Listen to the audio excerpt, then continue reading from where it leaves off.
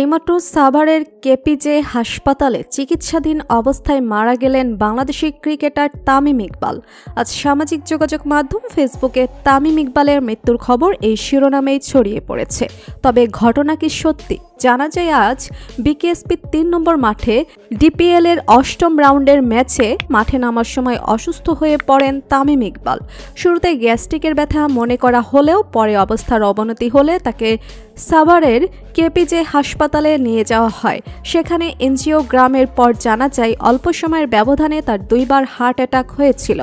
সাভারের বিকেএসপিতে আজ সোমবার মোহামেডানের ঢাকা প্রিমিয়ার লিগের ম্যাচ খেলতে গিয়ে হৃদরোগে আক্রান্ত হন তামিম ইকবাল।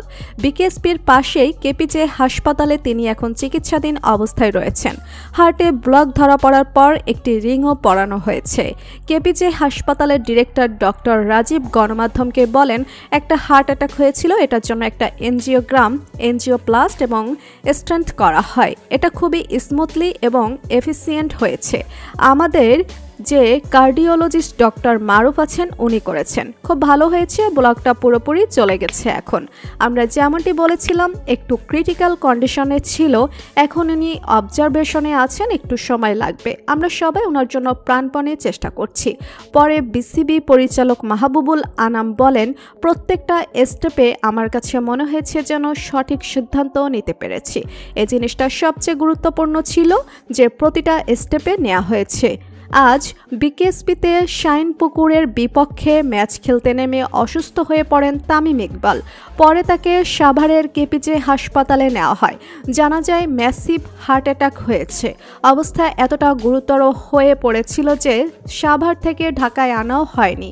বিকেএসপির পাশে সাভারের কেপিজে হাসপাতালে পর্যবেক্ষণে আছেন তামিম ইকবাল। গণমাধ্যম সহ সারা বিশ্বের চোখ এখন তামিম ইকবালের দিকে।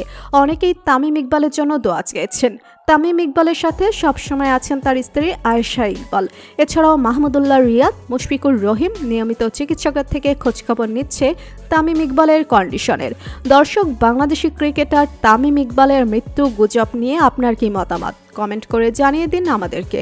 ভিডিওটি যদি ভালো লেগে থাকে একটি লাইক দিন এবং শেয়ার করুন আপনার বন্ধুদের সাথে। আর আমাদের চ্যানেলটি এখনই সাবস্ক্রাইব করে বেল বাটনটি বাজিয়ে দিন। ধন্যবাদ।